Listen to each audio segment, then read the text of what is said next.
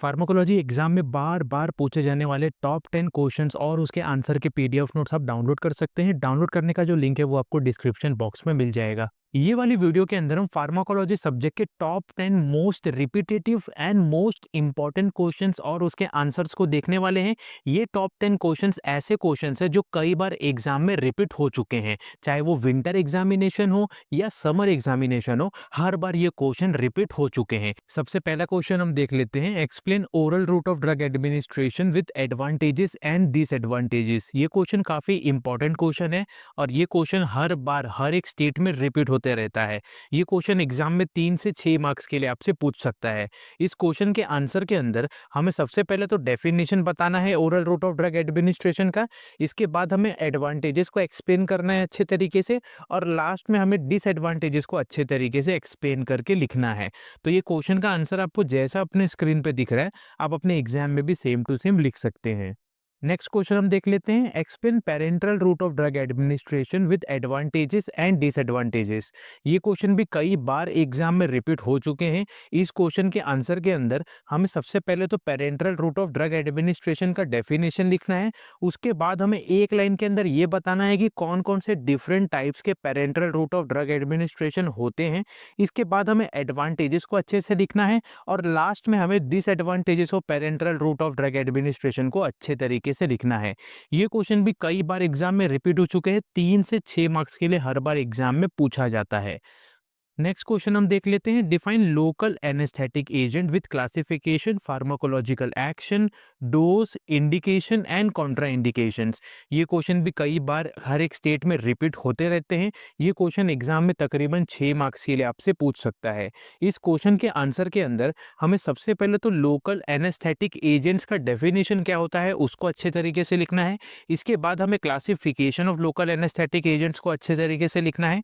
इसके बाद हमें फार्माकोलॉजिकल एक्शंस क्या होते हैं लोकल एनेस्थेटिक एजेंट के, उनको अच्छे तरीके से लिखना है। इसके बाद डोज को हमें डिटेल में बताना है और बाद में हमें इंडिकेशन ऑफ लोकल एनेस्थेटिक को अच्छे तरीके से लिखना है और लास्ट में हमें कॉन्ट्रा इंडिकेशंस क्या क्या होते हैं लोकल एनेस्थेटिक एजेंट्स के, उसको अच्छे तरीके से डिटेल में लिखना है। ये क्वेश्चन का आंसर आपको जैसा अपने स्क्रीन पे दिख रहा है आप अपने एग्जाम में भी सेम टू सेम लिख सकते हैं। नेक्स्ट क्वेश्चन हम देख लेते हैं। Explain non steroidal anti inflammatory drugs with its classification and pharmacological action. ये क्वेश्चन भी हर एक स्टेट के एग्जाम में कई बार रिपीट हो चुके हैं। इस क्वेश्चन के आंसर के अंदर हमें सबसे पहले तो definition of non steroidal anti inflammatory drugs के बारे में लिखना है। इसके बाद हमें क्लासिफिकेशन को अच्छे तरीके से लिखना है। उसके बाद हमें ये बताना है कि non steroidal anti inflammatory drugs का फार्माकोलॉजिकल एक्शंस क्या है, उसको हमें यहाँ पे अच्छे तरीके से डिटेल में लिखना है। ये क्वेश्चन एग्जाम में आपसे 3 से 6 मार्क्स के लिए पूछ सकता है। नेक्स्ट क्वेश्चन हम देख लेते हैं। Explain cholinergic drugs with its classification and pharmacological action. ये क्वेश्चन भी कई बार हर एक स्टेट के एग्जाम में पूछा गया है और इसके कई बार काफ़ी सारे एग्जाम में चांसेस रहते हैं पूछे जाने के। इस क्वेश्चन के आंसर के अंदर हमें सबसे पहले तो कोलिनर्जिक ड्रग्स का डेफिनेशन क्या होता है उसके बारे में अच्छे तरीके से लिखना है। इसके बाद हमें क्लासिफिकेशन ऑफ कोलिनर्जिक ड्रग्स के बारे में लिखना है। इसके बाद हमें कोलिनर्जिक ड्रग्स का फार्माकोलॉजिकल एक्शन क्या होता है उसको अच्छे तरीके से डिटेल में लिखना है। तो ये क्वेश्चन का आंसर आपको जैसा अपने स्क्रीन पे दिख रहा है आप अपने एग्जाम में भी लिख सकते हैं। वीडियो में आगे बढ़ने से पहले मैं रिकमेंड करना चाहूंगा कि फार्माकोलॉजी सब्जेक्ट के top 25 most important question and answers and pharmacology subject के मोस्ट इंपॉर्टेंट 1 मार्क्स वाले क्वेश्चन एंड आंसर्स के वीडियो को देख लीजिए, क्योंकि इन दोनों वीडियोस के अंदर हमने एग्जाम में पूछे जाने वाले हर एक क्वेश्चंस को अच्छे तरीके से डिस्कस किया है।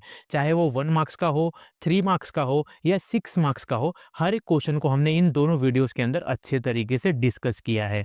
नेक्स्ट क्वेश्चन हम देख लेते हैं। Define general anaesthetic agents with its classification and pharmacological action. ये क्वेश्चन भी हर एक स्टेट के फार्मेसी एग्जाम में कई बार पूछा गया है। इस क्वेश्चन के आंसर के अंदर हमें सबसे पहले तो जनरल एनेस्थेटिक एजेंट का डेफिनेशन क्या होता है उसको अच्छे तरीके से लिखना है। इसके बाद हमें क्लासिफिकेशन ऑफ जनरल एनेस्थेटिक को अच्छे तरीके से लिखना है और लास्ट में हमें जनरल एनेस्थेटिक का फार्माकोलॉजिकल एक्शन क्या होता है उसको अच्छे तरीके से लिखना है। एग्जाम में ये क्वेश्चन 3 से 6 मार्क्स के लिए पूछा जाता है। ये क्वेश्चन का आंसर आपको जैसा यहाँ पे स्क्रीन पे दिख रहा है आप अपने एग्जाम में भी सेम टू सेम लिख सकते हैं। नेक्स्ट क्वेश्चन हम देख लेते हैं। Define sedative and hypnotics with its classification and pharmacological action. ये क्वेश्चन एग्जाम में तकरीबन 3 से 6 मार्क्स के लिए हर बार पूछा जाता है। ये क्वेश्चन भी एग्जाम में कई बार रिपीट हो चुके हैं। इस क्वेश्चन के आंसर के अंदर हमें सबसे पहले तो सीडेटिव एंड हिप्नोटिक्स का डेफिनेशन क्या होता है उसको अच्छे तरीके से लिखना है। इसके बाद हमें ये बताना है कि सीडेटिव एंड हिप्नोटिक्स का क्लासिफिकेशन क्या है उसको डिटेल में हमें एक्सप्लेन करना है। और लास्ट में हमें सीडेटिव एंड हिप्नोटिक्स के फार्माकोलॉजिकल एक्शंस को डिटेल में यहाँ पे लिखना है। तो ये क्वेश्चन का आंसर आपको जैसा अपने स्क्रीन पे दिख रहा है आप अपने एग्जाम में भी सेम टू सेम लिख सकते हैं। नेक्स्ट क्वेश्चन हम देख लेते हैं। Explain anti conversion drugs with its classification and pharmacological action. ये क्वेश्चन भी काफी ज्यादा इंपॉर्टेंट क्वेश्चन है। ये क्वेश्चन भी एग्जाम में कई बार पूछे गए हैं। ये क्वेश्चन आपसे एग्जाम में 3 से 6 मार्क्स के लिए पूछ सकता है। इस क्वेश्चन के आंसर के अंदर हमें सबसे पहले तो ये बताना है कि एंटी कन्वर्जन ड्रग का मतलब क्या होता है, इसका डेफिनेशन क्या होता है उसको अच्छे तरीके से लिखना है। इसके बाद हमें एंटी कन्वर्जन ड्रग्स के क्लासिफिकेशन को अच्छे तरीके से बताना है। और लास्ट में हमें एंटी कन्वर्जन ड्रग्स के फार्माकोलॉजिकल एक्शंस को डिटेल में एक्सप्लेन करना है। काफी इंपॉर्टेंट क्वेश्चन है। ये क्वेश्चन का आंसर आपको जैसा अपने स्क्रीन पे दिख रहा है आप अपने एग्जाम में भी सेम टू सेम लिख सकते हैं। नेक्स्ट क्वेश्चन हम देख लेते हैं। Define anti hypertensive drugs with its classification and pharmacological action. ये क्वेश्चन भी कई बार हर एक स्टेट के एग्जाम में बहुत बार पूछा गया है। ये एग्जाम में आपसे 3 से 6 मार्क्स के लिए पूछ सकता है। इस क्वेश्चन के आंसर के अंदर हमें सबसे पहले तो एंटी हाइपरटेंसिव ड्रग्स का डेफिनेशन क्या होता है उसके बारे में बताना है। इसके बाद हमें एंटी हाइपरटेंसिव ड्रग्स के क्लासिफिकेशन को एकदम डिटेल में एक्सप्लेन करना है। और लास्ट में हमें pharmacological actions of anti hypertensive drugs को एकदम डिटेल में एक्सप्लेन करना है। काफी इंपॉर्टेंट क्वेश्चन है। जैसा आपको ये क्वेश्चन का आंसर अपने स्क्रीन पे दिख रहा है आप सेम टू सेम अपने एग्जाम में भी लिख सकते हैं। लास्ट क्वेश्चन हम देख लेते हैं। Define anti neoplastic agents with its classification, indication and Contra indication. ये क्वेश्चन भी काफी इंपॉर्टेंट क्वेश्चन है। ये क्वेश्चन भी हर एक स्टेट के एग्जाम में कई बार पूछा गया है 3 से 6 मार्क्स के लिए। इस क्वेश्चन के आंसर के अंदर हमें सबसे पहले तो एंटी नियोप्लास्टिक एजेंट्स होते क्या हैं, इनका डेफिनेशन क्या होता है उसको अच्छे तरीके से लिखना है।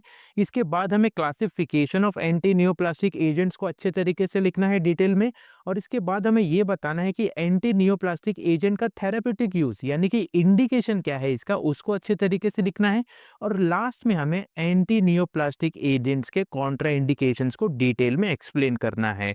सो ये तो थे टॉप 10 फार्माकोलॉजी सब्जेक्ट के मोस्ट रिपीटेटिव क्वेश्चंस जो कि हर एक स्टेट के फार्मेसी एग्जाम में कई बार पूछे गए हैं।